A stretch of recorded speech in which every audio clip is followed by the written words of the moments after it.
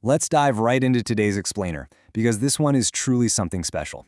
We're unpacking a fascinating short documentary called The Watchmen of the Silent Shore.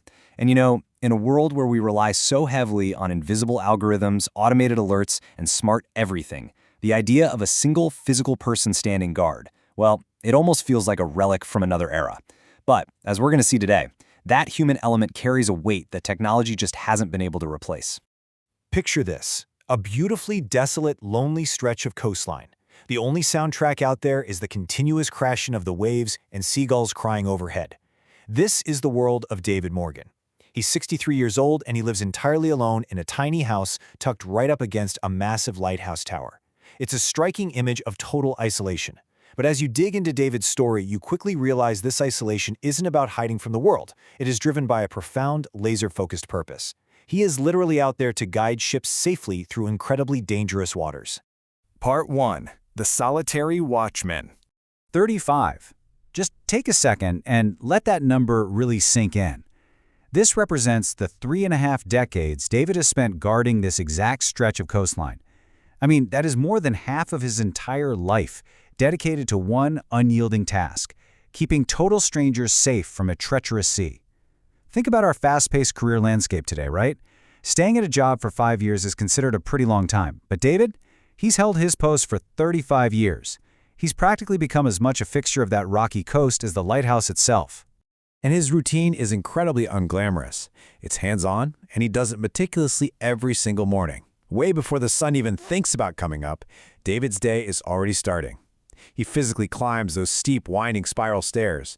He inspects the light mechanism, carefully cleans those giant glass lenses by hand to make sure visibility is absolutely perfect, and records the shifting weather conditions.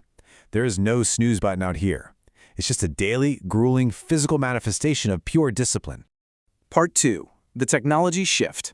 Now, we really have to talk about the massive evolution of maritime technology over the last 35 years. Today, ships are packed with incredibly advanced automated navigation systems. We're talking GPS, high-tech radar, the whole shebang. It's been a total paradigm shift. Sailors now rely almost entirely on these invisible satellite pings instead of looking for physical landmarks. And it creates this powerful illusion of absolute security, doesn't it? You might even be wondering, why on earth does David bother manually cleaning glass lenses when ships have satellite mapping? Well, David knows that while digital systems evolve, nature does not. The ocean remains fiercely unpredictable. So the technology has changed, absolutely, but the need for a human, manual failsafe, that hasn't gone anywhere. Part 3. The cost of the light. Of course, dedication of this magnitude doesn't come for free. It carries a heavy, heavy price. To ensure that lighthouse never went dark, David had to make some incredible personal sacrifices. The documentary points out that over the decades, he missed countless birthdays. He missed major holidays. All those warm, chaotic family gatherings most of us completely take for granted, he missed those too. Because, well, the sea doesn't take holidays, so neither could David. It's a huge toll to live isolated beside a tower while life just happens everywhere else. But here is the beautiful part. His kids, even though they live far away now, constantly remind him how incredibly proud they are of his commitment. They deeply understand the weight of what their dad gave up so others could stay safe. Part 4. When systems fail. Which brings us to a crucial question. We surround ourselves with all these advanced safety nets, right? But what actually happens when the grid goes dark? Modern technology is only as infallible as its power source. It needs electricity, it needs connectivity, it needs clear signals. And when extreme weather hits, all those modern conveniences can literally vanish in the blink of an eye. And that is exactly what happened to David on one particularly fateful evening. During a violently severe storm, the seemingly foolproof power grid completely failed. Those state-of-the-art automated systems on passing ships? Completely useless. But the lighthouse did not go dark. Why? Because David was there. He manually kept that massive lighthouse operating right through the blackout. And because of his direct, physical intervention, because he absolutely refused to let that light die, a fishing boat caught out in those treacherous waters was actually able to navigate to safety. David calls it one of the proudest moments of his life. And honestly, it's the ultimate validation of his 35-year watch. It's the absolute proof that when the systems we trust inevitably fail, human resilience is our true last line of defense. Part 5. Passing the torch.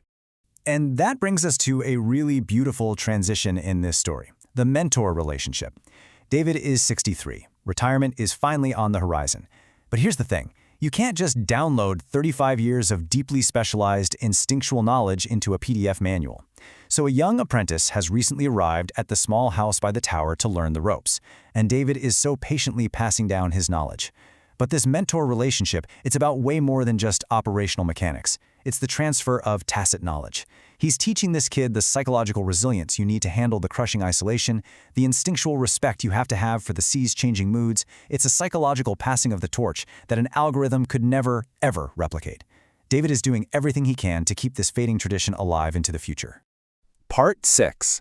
The Unnoticed Light. As the documentary wraps up, David is standing by the tower. The sun is dipping below the horizon, and he quietly shares this incredibly profound piece of wisdom. He says, "People rarely notice the light when it shines. They only realize its importance when it goes dark." Man, that hits hard, doesn't it? It perfectly captures the quiet, totally unseen sacrifices required to maintain the safety systems we take for granted every single day. It's the thankless nature of maintenance, of standing guard, of doing the hard work that prevents disasters before they ever happen. When things go perfectly right, nobody notices the effort. So, I want to leave you with this provocative thought to chew on today. We've seen how David's invisible daily discipline kept disaster at bay for 35 years. So take a look around your own world. What are the unnoticed lights in your life? Who are the mentors, the dedicated folks, the quiet guardians maintaining the systems that make your daily life run so smoothly? We rarely see them when the light is shining, but our world would be completely lost if they ever went dark. Take a moment to recognize them today. Thank you so much for joining me for this explainer, and I hope it sparks a brand new appreciation for the silent chores in your own life. Catch you next time.